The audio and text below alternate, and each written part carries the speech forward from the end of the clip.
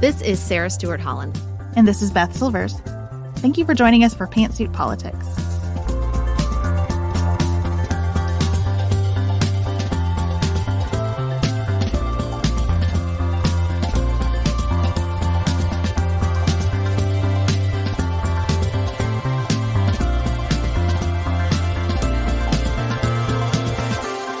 Welcome. We're so glad to have you here with us as we near the end of 2023. It feels like a good time to look back on some of the larger trends we saw at play this year. We're going to talk about illiberalism on college campuses and other places. We're going to talk about the dysfunction in Congress. We're going to talk about Donald Trump's increasing legal liability. We're going to talk about climate change. We're going to talk about geopolitical conflict. You guys, there was a lot going on in 2023, and we're going to try to pick up some of the bigger threads and weave them together for you today here at Pantsuit Politics.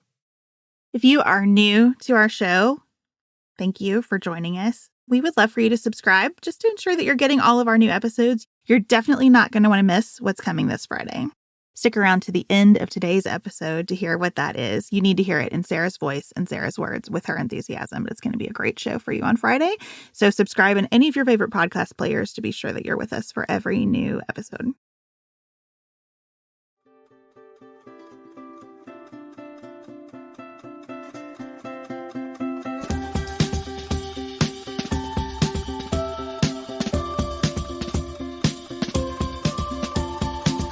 The first trend we want to talk about was very well represented in the top story of the weekend, which was the testimony from the presidents of Harvard, MIT, and Penn before the House of Representatives on Friday. The answers the presidents gave to very simple questions like, do calls for anti-Semitism violate your code of conduct, were a bit problematic, to say the very least. It has resulted in not just a Saturday Night Live cold open, but the resignation of M. Elizabeth McGill, the president of Penn, and the calls for resignation of the presidents of Harvard and MIT. And I think for me, when I look at this, Beth, it feels like a piece of a bigger trend, which was the reexamination of what I'm going to very academically call the growth of illiberalism among the progressive left in America. But if I was just writing an incendiary headline, I would say, is the woke fever breaking? I think the situation with the university presidents encapsulates so many trends, and that's why it is really breaking through to so many different people. Trends about higher education, trends about partisanship, anti-Semitism, obviously the conflict with Israel and Gaza. I mean, just so many things are wrapped up in this one episode. To your point about illiberalism, the struggle that I have with this particular episode is that this Congress comes at this issue not asking, how can we be helpful, but how can we be hostile? And so I think these presidents did such a poor job, and their testimony was such a failure, in part because they knew they were walking into a hostile place. You watch this and you just think, this is all so gross. And I'm not criticizing Elise Stefanik even. I do not enjoy Elise Stefanik and do not think she has done a good job in Congress. And her questions were straightforward and simple. They were not a trap. It should be easy to say calls for the genocide of Jews violate our policies and are morally wrong and are threatening to our students, and we cannot have that.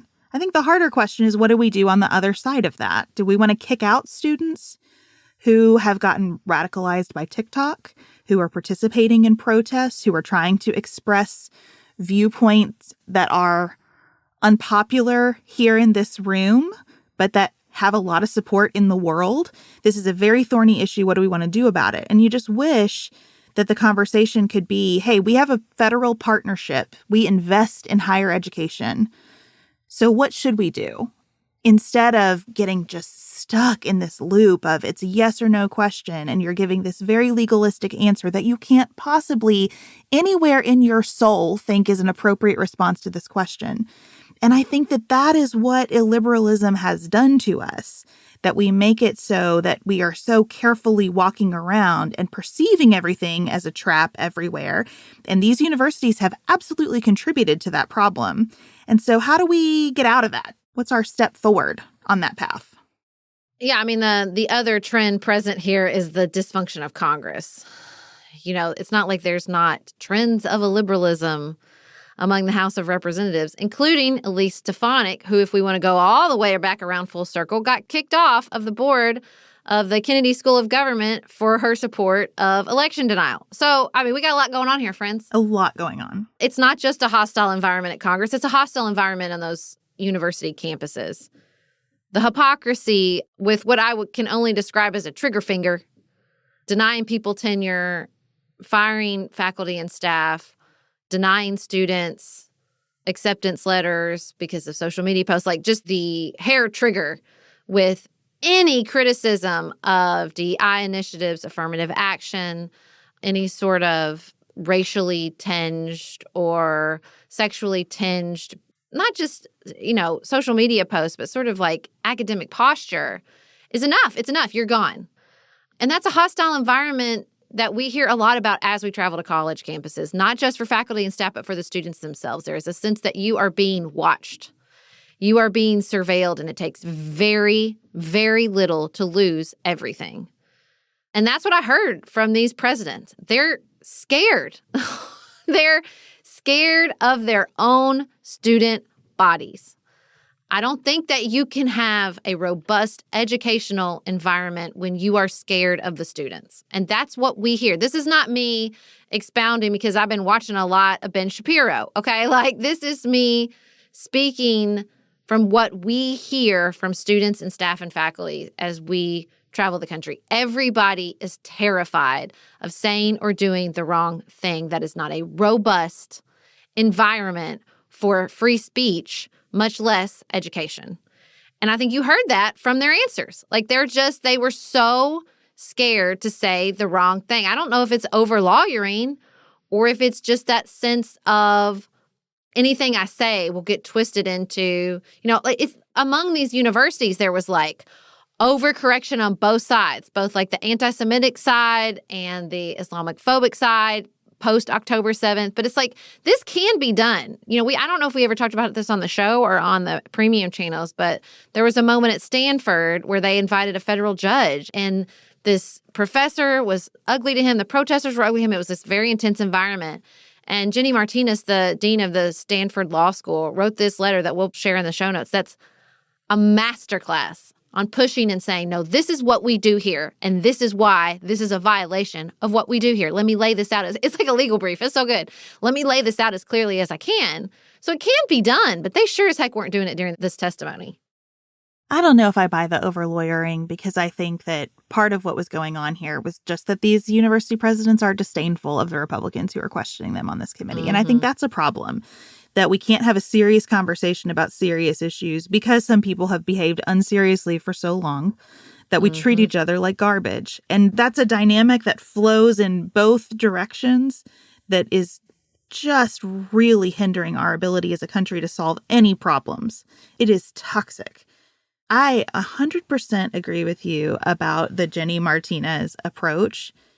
As I was listening to this hearing, I kept thinking about how powerful inertia is, and how, because universities and colleges and even elementary schools and middle schools are like thundering through curriculum at a breakneck pace and are working so hard to meet the standards that have been set for a course for a semester and get to finals and comply with all the deadlines, there is no chance to take a pause and react to things going on in the world. This is true in businesses. It's true in churches. It is a struggle for me to be anywhere where we're supposed to seriously be making meaning that isn't talking about Israel and Gaza. It's just a struggle for me to be in any space where it's not being addressed, because it is huge. It's one of the most significant things that we'll live through. If my university can't stop and say, I know that this isn't what we're supposed to be focused on right now, but how can we not be focused on it? And I'm going to adjust. I'm going to spend some time on the history here. We're going to learn some things that make all of us uncomfortable because there is not a neat and tidy story about how we got here. What are you doing? Especially in college, what are you doing if you don't take a break? Students should have a lot of avenues available to them to work this stuff out. Protest should not be the first and only go-to. And that, to me, is a problem, that students are immediately going to protest in so many different contexts when the classroom should be the place, not that they can't protest, but the first place ought to be the classroom. And I have a feeling it's not. Because everyone, as you said, feels surveilled. One of the things that we hear when we're out and about is I think people feel trapped in this surveillance because the presence of cameras feels both protective and also like the risk. It's like I need the camera to be there to show that I did what I was supposed to do. But also the presence of all the cameras means that my comments will be taken out of context. They'll be clipped. They'll be shared on social media. I could go viral for something that is altered in a way that I never would have predicted. So it's a mess right now. Well, and it's so discouraging to me because the trend that I felt I was recognizing before October 7th was that we were getting somewhere. We were chipping away at some conversations. I was seeing a lot of editorials and long reads and people saying, hey, you know what? I think we overcorrected. I think that this is important and essential, and the way that we wanted to, particularly on the progressive left, address institutionalized sexism and institutionalized racism led to counterproductive strategies and tendencies, right? Where people felt shut down and shut out, and we couldn't move forward, and we got stuck. I mean, we had some of the conversations like that on the show.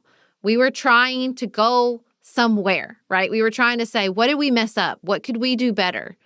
How can we get to a place where people feel listened to and included? And of course, in a perfect world, academia would be a center of that.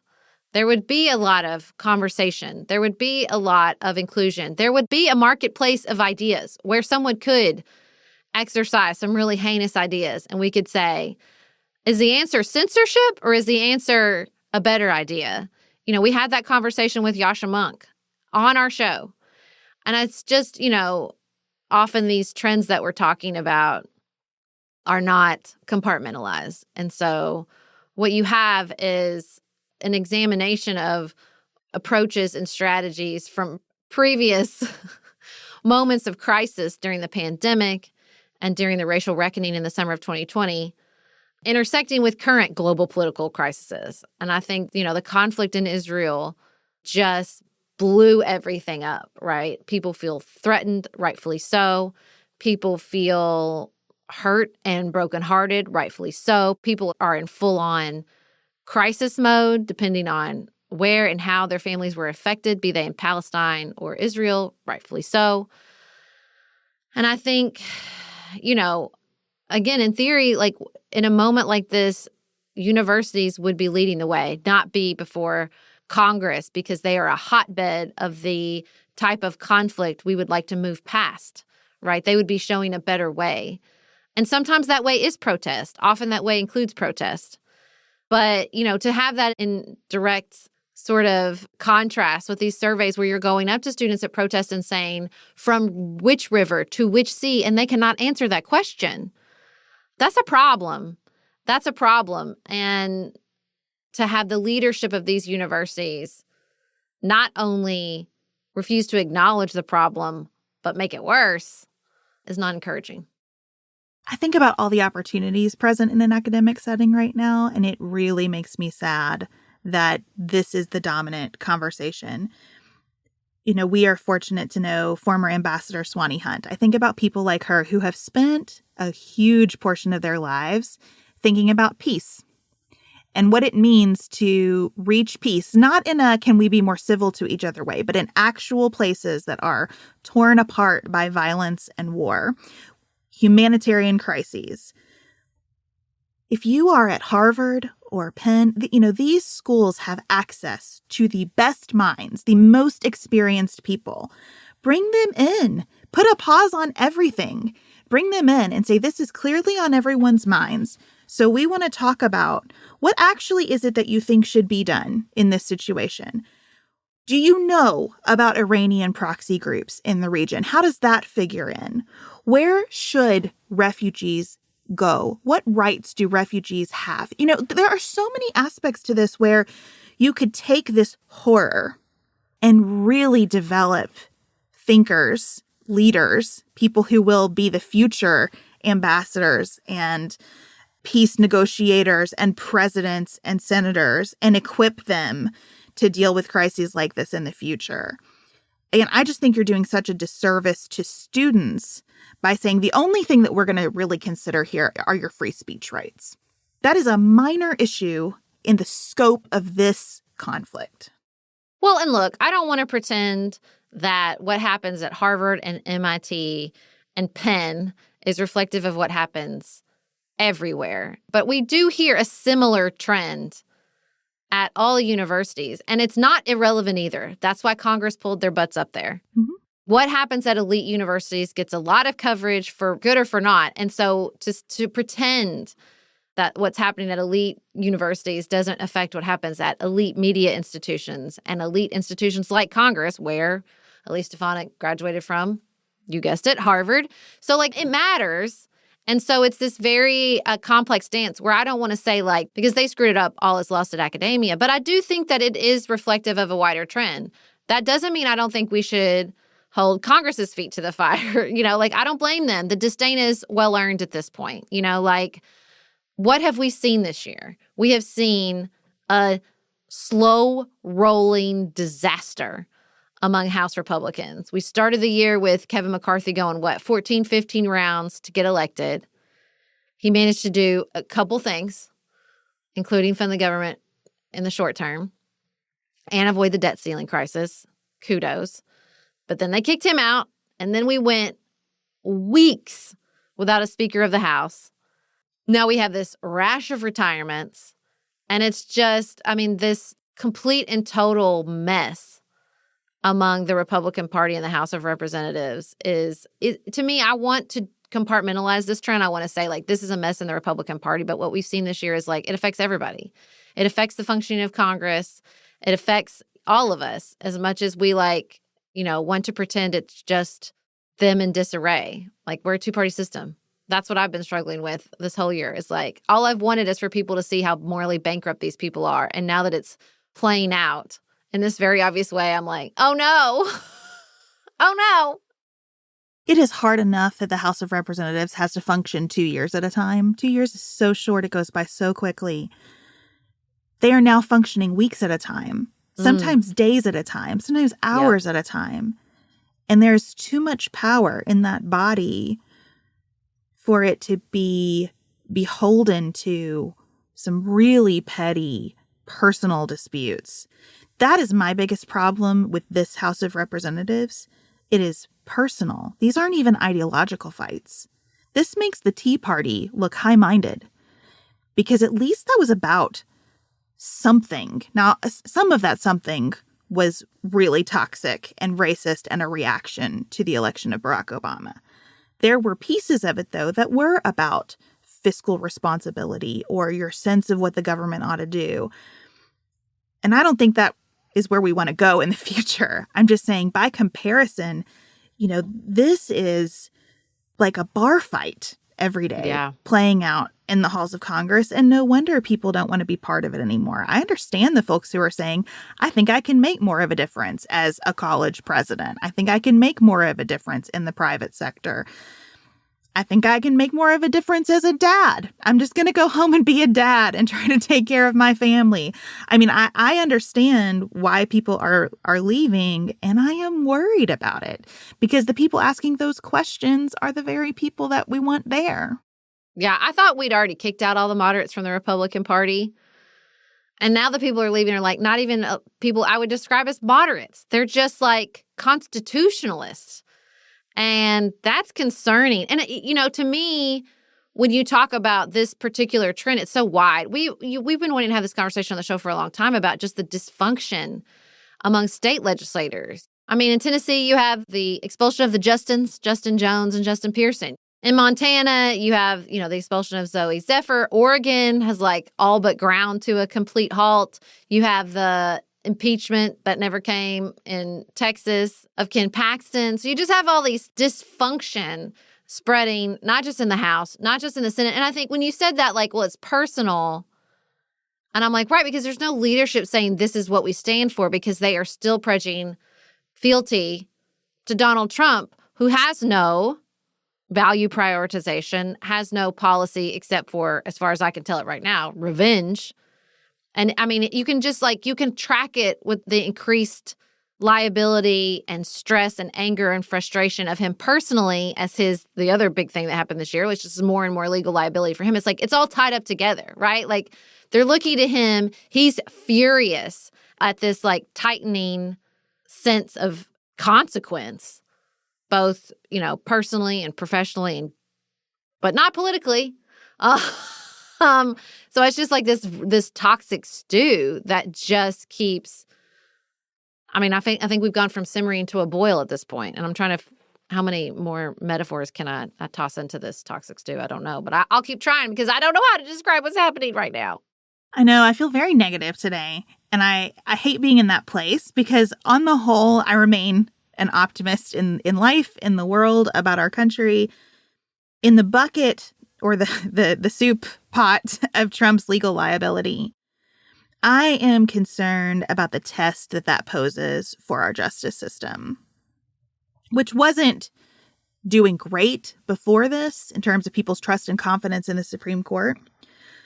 Putting issues directly in front of this Supreme Court about this former president makes me very, very nervous.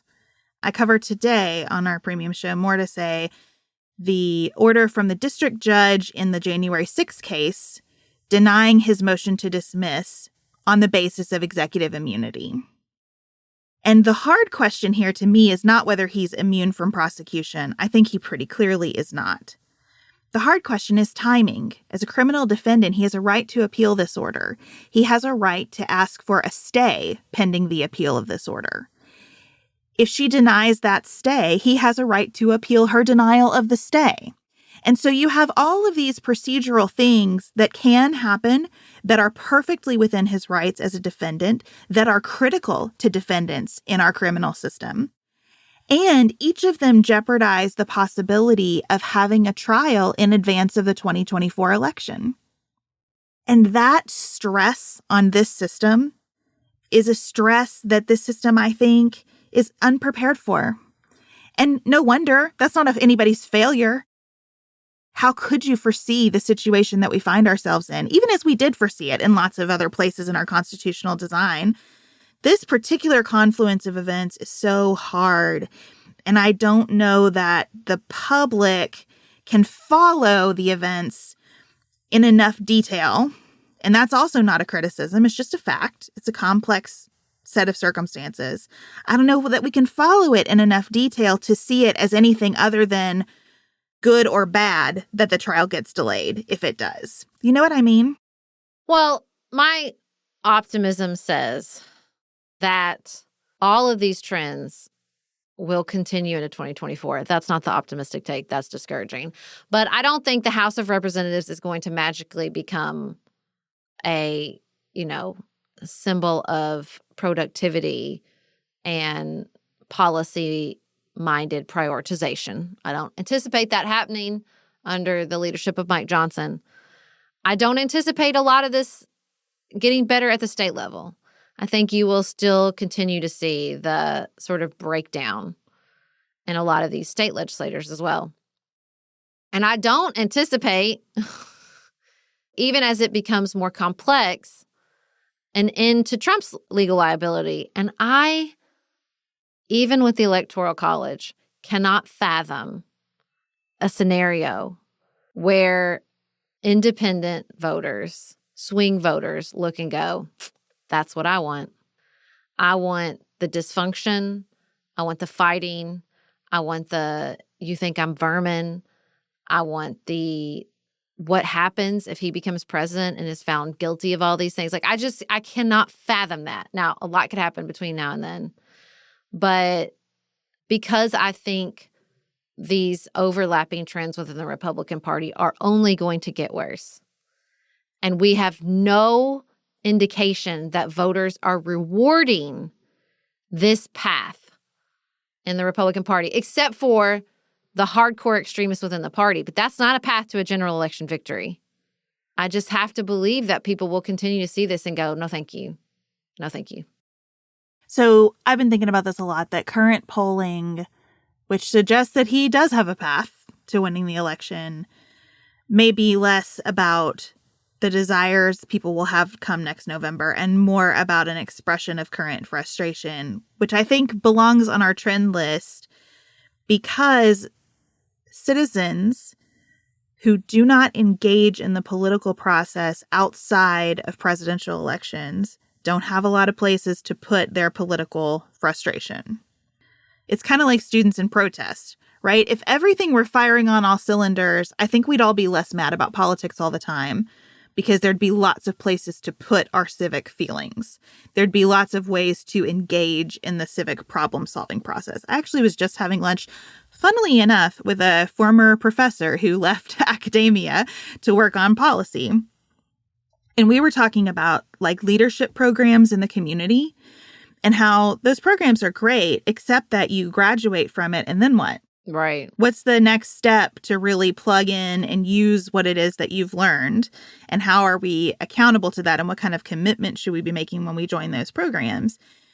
And I see this more and more as we discuss the 2024 election, and the discussion that surrounds people's reasoning in polls has less to do with the two candidates and the choice that we'll be faced with next year, and more to do with their dissatisfaction with just how things are right now.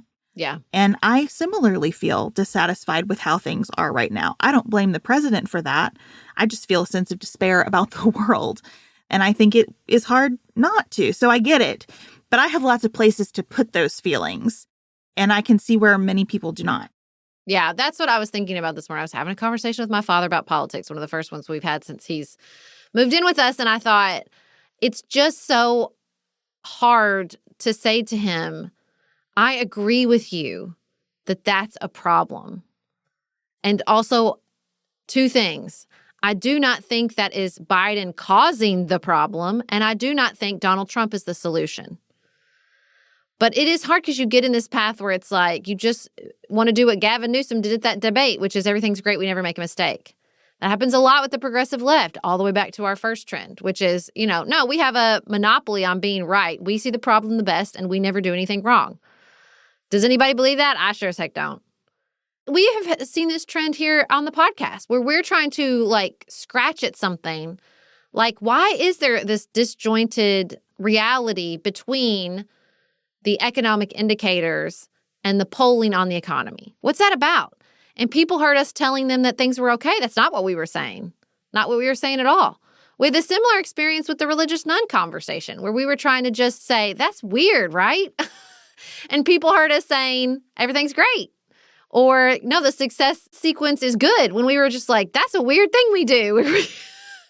And so it's like this trap we can even get in with the podcast where we're just trying to articulate both there's a problem, there's a solution available, all is not lost. We don't want to get into despair, but we want to be transparent and honest about the challenges in front of us. And it's difficult. It's difficult with, the other trends we're going to talk about, with climate, with geopolitical conflict. How do we say, hey, something's not right, and also all is not lost? Especially when no one, whether it's the two of us on this show or a university or Congress, nobody can contain every experience that is relevant to defining a problem and examining possible solutions.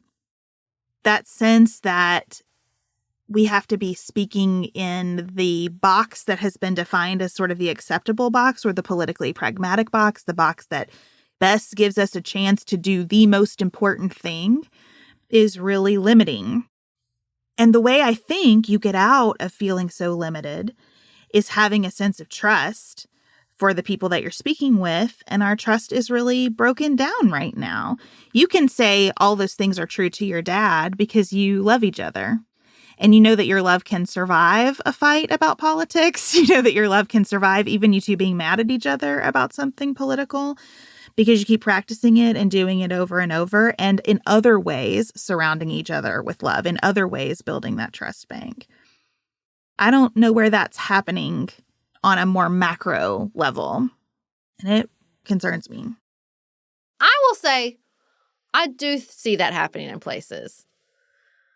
I didn't put Taylor Swift on the list because I know everybody's tired of us talking about her and tired of everybody talking about her. But I do see macro trends in things like the Eras Tour, in Barbie, in Oppenheimer, in all the travel people are taking, in all the concerts they're going to, in the ways they were like, I want to go and be in the world. I find it encouraging that the discussion around online dating where people are like, you know what, that didn't work and I don't want to do it anymore. And I would like to engage romantically with people in a more analog fashion. Because I do think the undercurrent that sort of is going on here is that post-pandemic, we are examining what we're doing online and how it is affecting our offline life. I think that it is alongside a growing conversation, concern, the growing influence of artificial intelligence. The technology is advancing. At the same time, we're going, what's happening? Is this working? I mean, another thing that we've seen a lot is increased attempts at legal liability for online platforms. You have all these suits against Meta about the behavior towards teenagers at Instagram. I mean, there's just an increased conversation generally around social media and teenagers and what is this doing to us? And I am encouraged by that conversation. I think it is more widespread. I think this generation, this extremely online generation, is thinking and talking about this. Some of it's happening on TikTok. That's paradoxical. I get it. But at least it's happening. At least we're thinking wait, even just the growth of the flip phones where you can link your number and literally just take a really good flip phone with you and not have a smartphone with you all the time. I just think all these pieces are a part of us asking, what is this doing to us? Are we happy with it? It does feel like the conversation is getting more complex and advancing past just polarization. I don't know. I think that's good. I like that. If I were to create a wish for that to expand in 2024, I think two components of it might be that as we are designing things at organizational levels, that we spend more time asking what we are not going to do than what we're going to do. Mm-hmm. Because I think everyone feels so strapped right now for time and resources and energy more than anything. So there's always this sense, especially in January, that we need to create a bunch of things. Mm-hmm. And I think we need to strip away a bunch of things. And so I think that would be one part of my wish. The other part would be to really walk back the pervasive marketing culture that we all have internalized. So there is a sense that if we are going to try to address a problem, then we need a program to address it. And that program needs a name and a logo and an explicit design that is rolled out. I hear the word launch in almost every context that I'm part of. And I don't think that we need to be launching everywhere. And I don't think everything needs a logo or a name. And I think a lot of places right now just really need some space and some time and some care. And so how can we give more of that to each other as we try to tackle that sense of what technology has done to our IRL existences? Well, it's funny you should say that. I'm currently reading Raising Hell, Living Well by Jessica Elefante. Freedom from influence in a world where everyone wants something from you.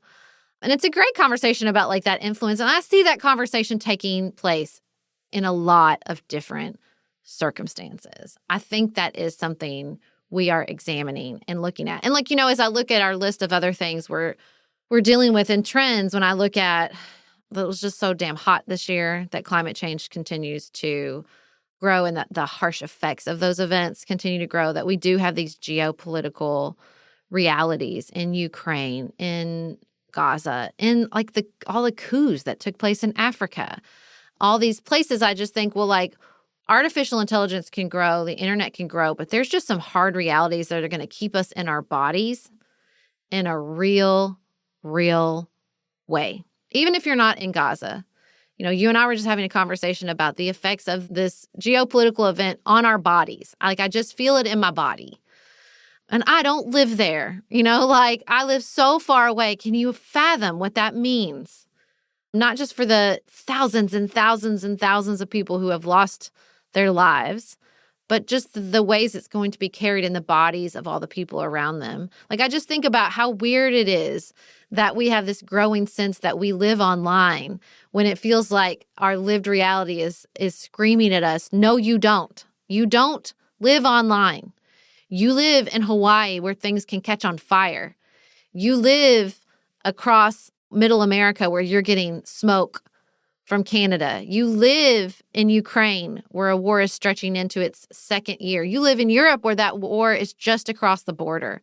You live in a place like fentanyl where this drug is seeping into every place in American life, and the breath is gone like that. I just think about these very palpable ways that it feels like the universe is saying, don't fool yourself. Yes, there is misinformation. Yes, there is a truth deficit. Yes, there are these false events.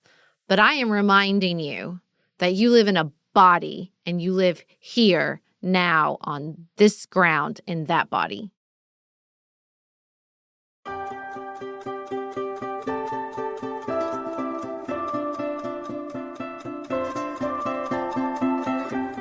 I've been thinking about this, and I want to learn a lot more about this before I say too much, but the fact that Armenia and Azerbaijan are negotiating what is hoped to be a durable peace agreement without a mediator is striking to me.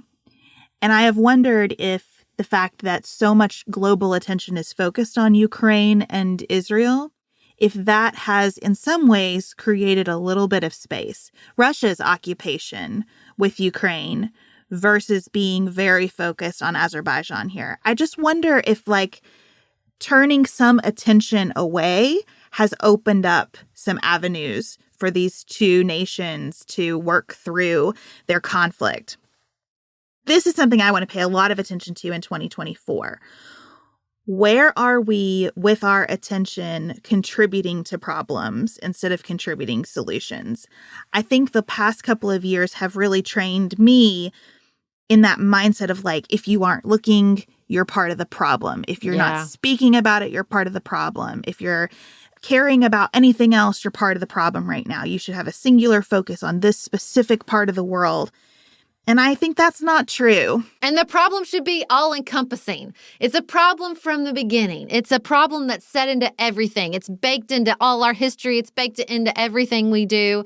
It's just the problem is the universe in which we exist. Capitalism is the problem. Colonialism is the problem. Racism, sexism. This world is the problem, and you can't do shit about it. I understand what you're articulating. I feel it. I don't care for it. Well, and because it's all baked into every system, you should see it everywhere. You should talk about it everywhere. You should disavow it everywhere. And I don't think that is necessarily wrong. I'm not trying to deny the truth flowing through that instinct. But I also want to pay attention to places in the universe where we're getting out of our lanes. And where getting out of our lanes is destructive for people. And so my interest is really piqued by these negotiations in this particular part of the world that doesn't generate a lot of headlines right now, because I wonder if some space and some whatever the global version is of something like privacy helps. Yeah, I just finished To Heal a Fractured World by Rabbi Jonathan Sacks, and he is battling with so much of this within the pages of this book. He talks about the difference between faith and optimism, that optimism is passive, and the faith that he is articulating within the theology of Judaism is active, that it is to find your private path forward. What is it that you are called to do after the first step of recognizing those problems, right? And I just think that it's so hard to balance what you are articulating, to say I see the problem. I recognize the problem. What's my path forward? I mean, we've used that language before, but it did feel like our path was to just call it out all the time, every moment, every second, every day. I feel like that's what you should do. And it's like, I'm not looking to beat ourselves up for that. Like, I just don't want to stay there if it's not working, and I don't think it's working. And I think, where I see a trend that lights a path forward and is an optimistic trend is the growing labor movement, where it's like, no, we're done articulating the problems. Like, now we are going to look to each other together for a solution, for a path forward. And I think when you look at that trend, you have to say, like, it's not just because the labor leaders or the employees themselves are just good, great heroes. It's that the conditions were right. We had a strong labor market. We had a moment in time where there were enough jobs for everybody. Like, that's a piece of the puzzle too. Like, that's not to take away from the people who are organizing this. I think what they've done in the writer strike, all the way to the auto strike, to the train operators, like, all of that is so important. I think it's just to say, like, see, though, there were conditions that were right. There were conditions that were right for us to see and call out those problems. And now we have to find and take advantage of conditions that are right for us to say, well, now it's a solution time, or now this is the solution that's presented to us. And that's harder, no doubt about it. No doubt about it. It's definitely harder in an online space where, so often the context is stripped away. But I mean, these growing labor movements are not a success of online organizing, right? That's not what's happening there. That's a success of in-person organizing.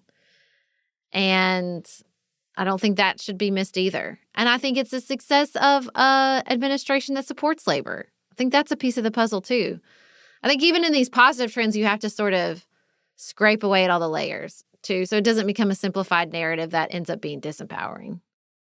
And to this point of what is my work to do, what is my lane, labor movements are successful when all of the people involved are operating within their sphere of expertise. The general support of the internet for labor, I think, helps. It's also true that these deals get negotiated around specific things that those of us not in the industry often are not even aware of and certainly can't contribute great ideas about. I learned so much this year about the conditions for people who work on railroads, things I had just no awareness of whatsoever. And it was meaningful for me to learn those things, but I don't sit in my house and speak about it like I have all the answers here. I don't have the answers about artificial intelligence and its uses in Hollywood. I don't have the answers about what is really needed inside car manufacturers, especially as the automobile industry continues this massive transition. And I think it's a good combination of pressure and release for the public to see these dynamics happening and feel like, well, we all have some skin in the game in that a big strike has a massive effect on the economy. But we don't have so much skin in the game that we all need to debate the fine points of these issues. And I hope that gives us a little bit more of a roadmap for some of the political issues that come in front of Congress. That's honestly the posture that I have tried to take in talking about Israel. I try to understand and I try to learn. And also, I do not pretend to know how this should proceed militarily or diplomatically, because there are components of this that are outside my scope of expertise and always will be. And that is okay. Well, and what I don't want to do is get stuck like the college presidents where I can't articulate a clear moral reality. I was really struck by a moment on NPR where they were talking about the UN Security Council vote. I don't even remember who was speaking, but she was like, we cannot give Israel carte blanche. That's not the reality of occupiers. There is responsibility, proportional towards your treatment of civilians that must be articulated, that must be held to account.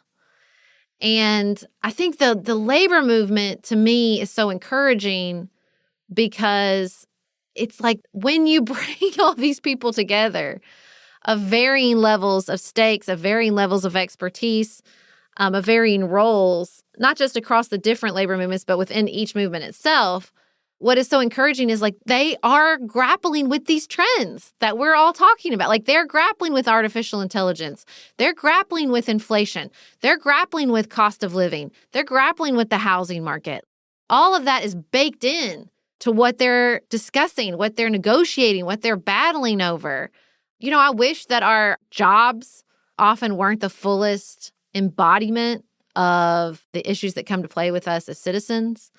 I mean, but I guess that's not true because also what's happening in these conversations is like your role as caregivers, your role as parents, like it's all just in there.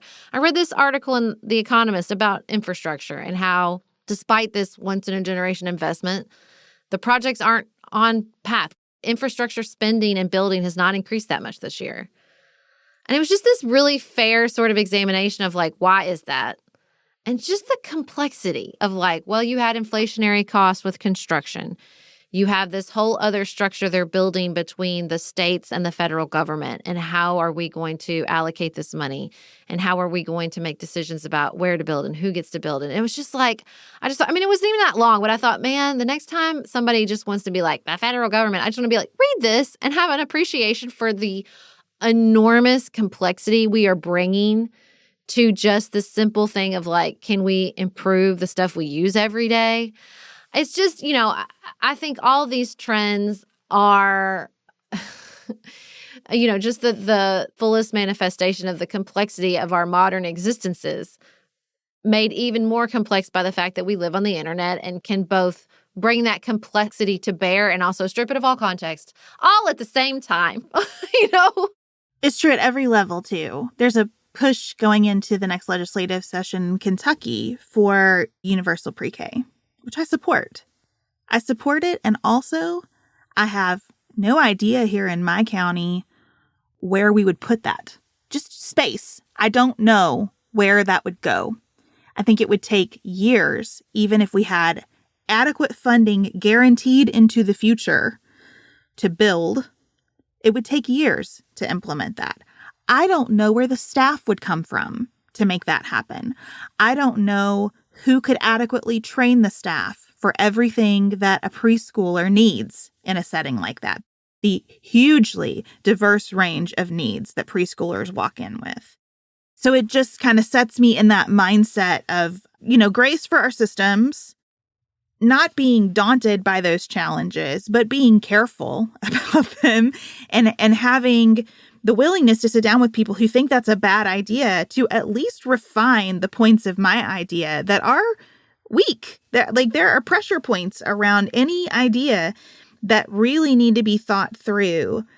And I guess that's what I keep kind of coming back to, that the last few years, and I think a lot of this happened in my wiring because of the presidency of Donald Trump, where you feel like the stakes are so high, the threats are so extreme, there is little in him to admire or find any space around. And so you kind of shut down those aspects of your brain that allow you to piece through policy or even position more carefully.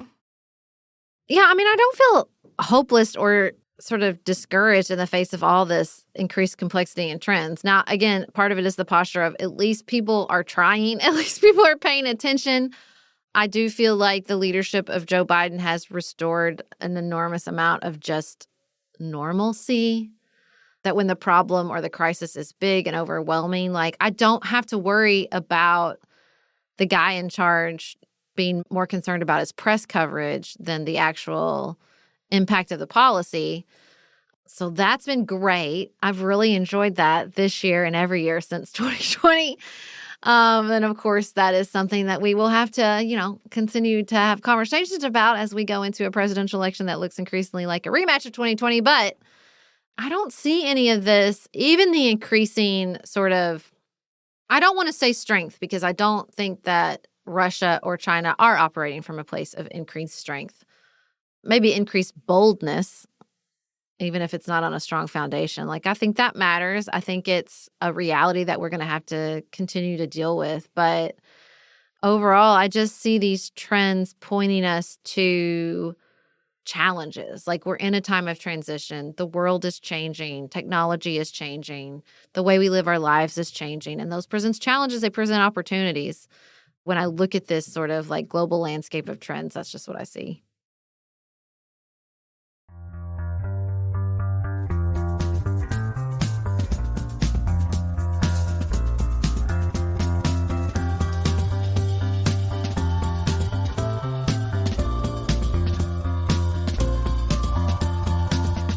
Beth, this weekend you went to see Renaissance, and now it's already left my theater, and I'm devastated, but I do want to hear about it because it sounds amazing.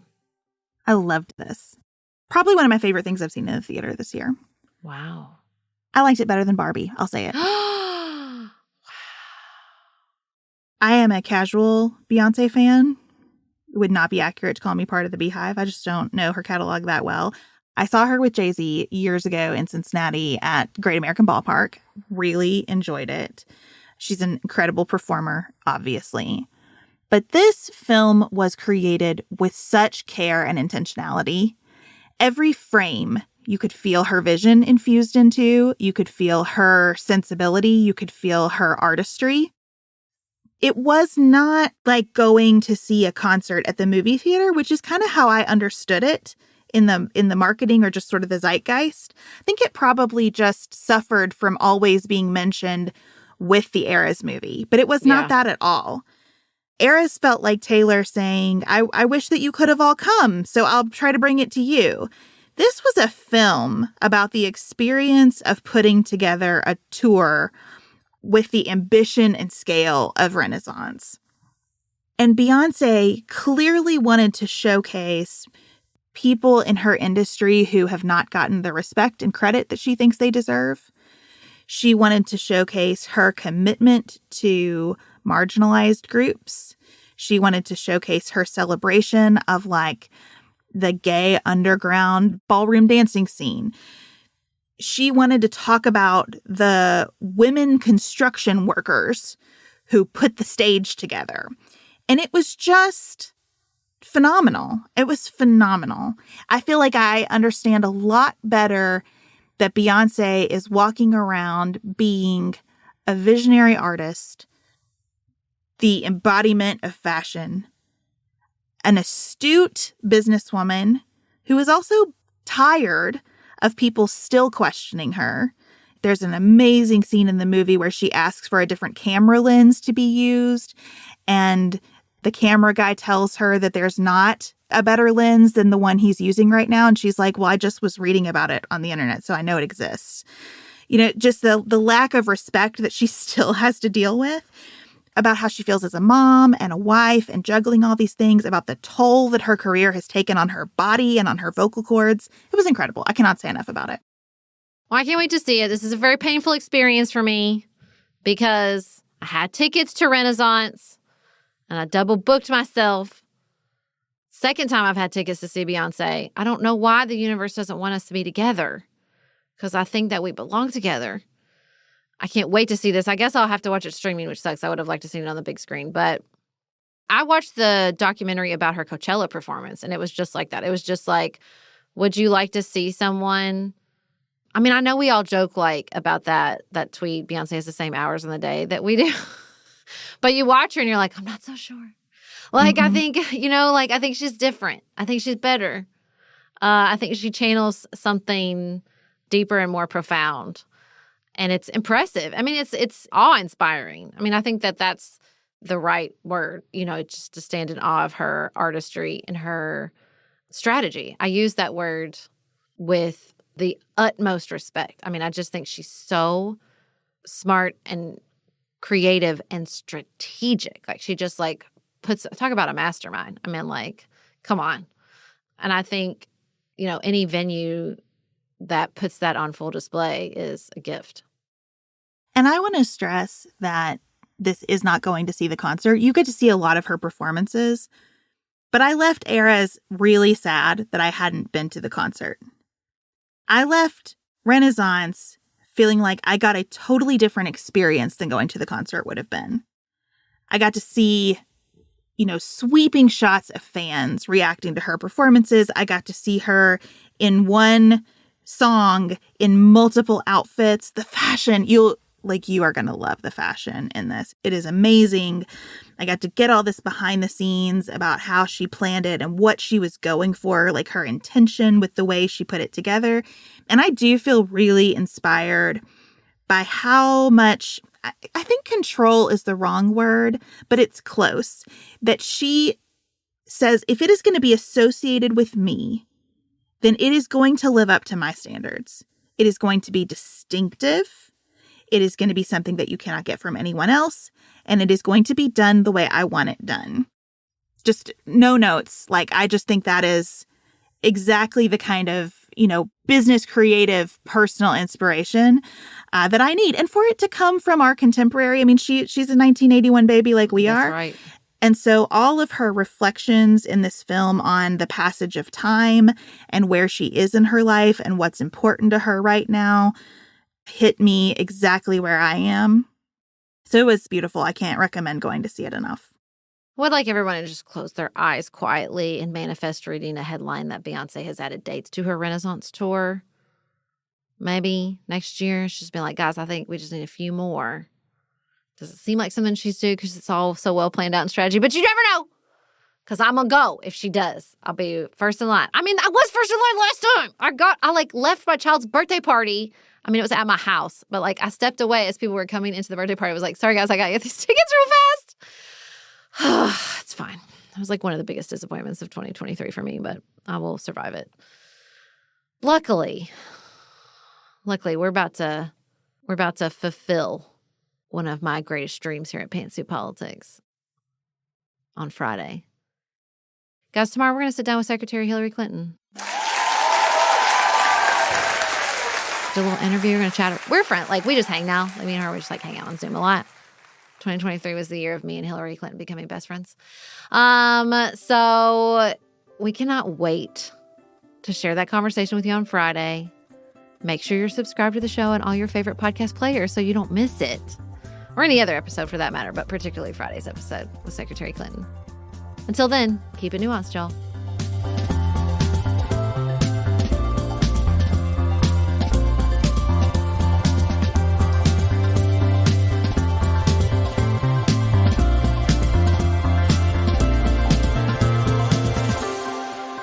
Pantsuit Politics is produced by Studio D Podcast Production.